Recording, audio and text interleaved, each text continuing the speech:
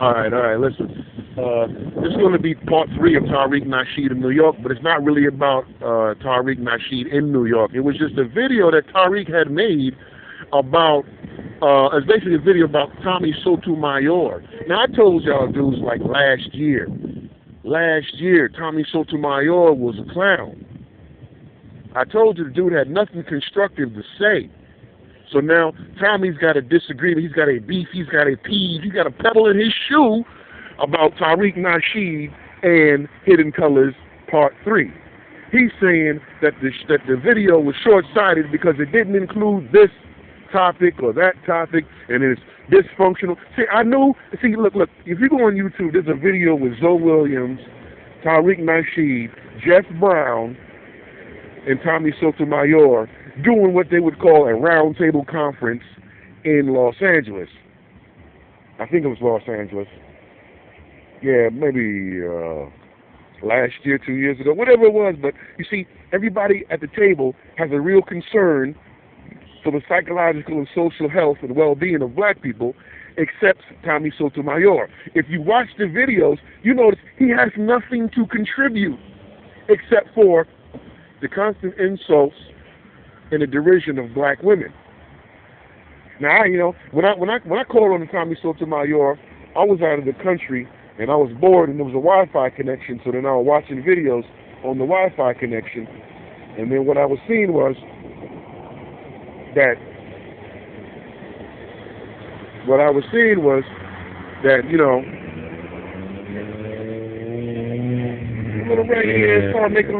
raggedy ass car making all that damn noise, man. It's a fucking Geo Metro with a big ass loud ass muffler on it.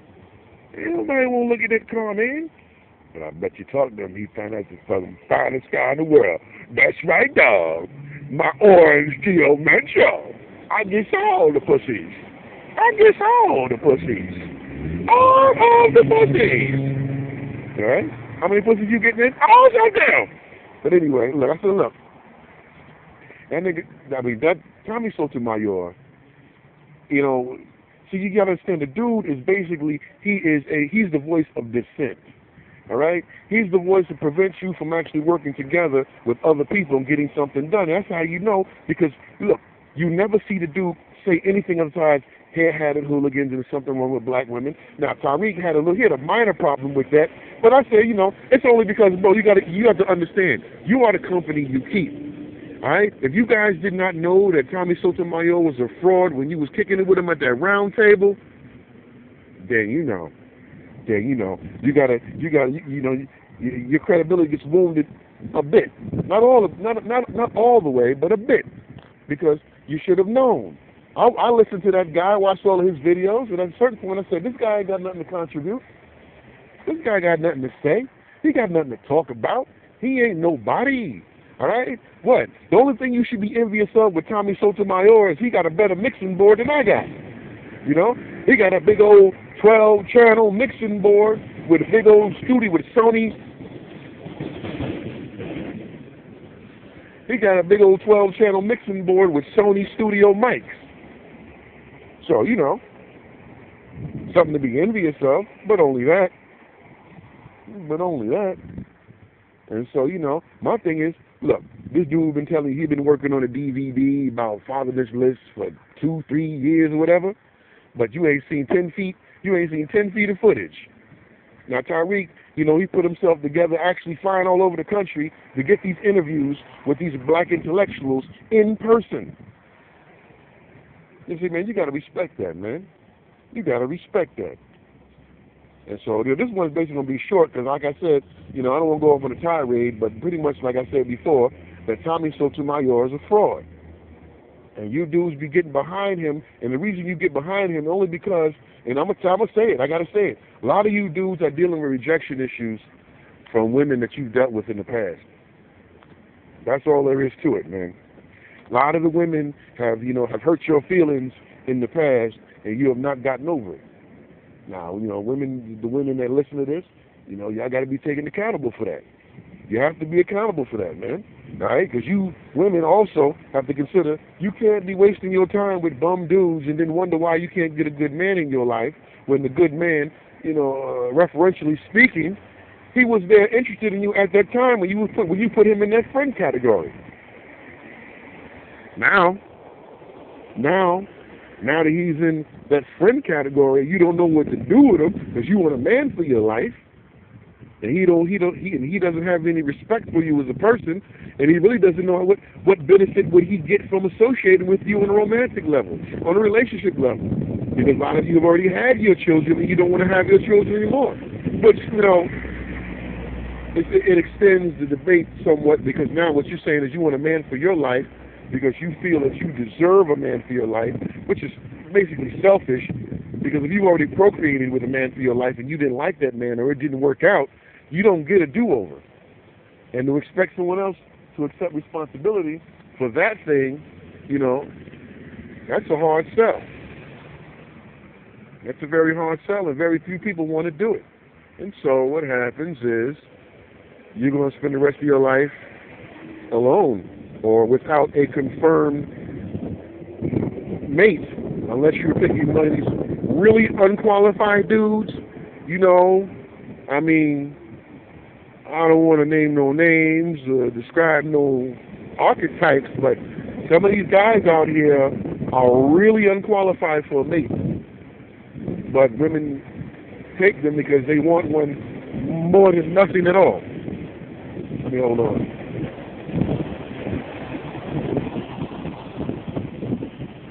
So anyway,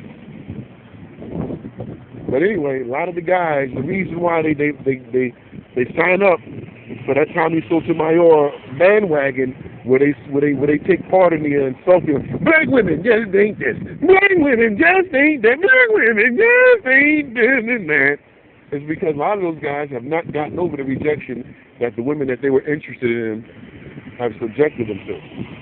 I said that before also, but it's the truth. Until these guys come to grips with how they feel about women, their women, basically you have to separate the person from, the error. You don't have to forgive, you don't have to forget, but you have to separate, you at 38 from who you were at 18. You have to separate who she was at 18 from who she is at 38. But, whatever it is that you want in your life's list, on your bucket list, if she can't help you accomplish that, then you really shouldn't waste her time.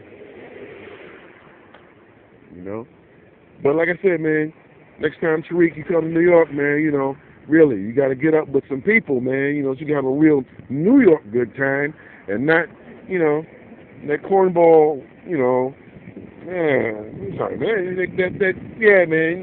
that cornball time you had with the crazy African cab drivers and riding the subway. I understand if you've never rode the subway and you only want to partake in that experience, but you still need a destination, If you're going to take that N train, you should have taken that train all the way to Coney Island, and then you guys could have kicked it on Coney Island, all night.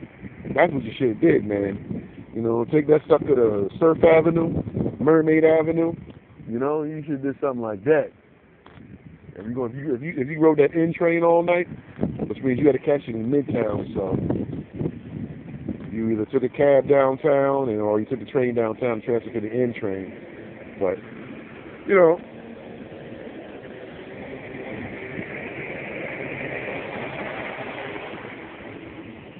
yeah, man. See, you could have did something like that, or you could have kicked it, went out to Manhattan Beach.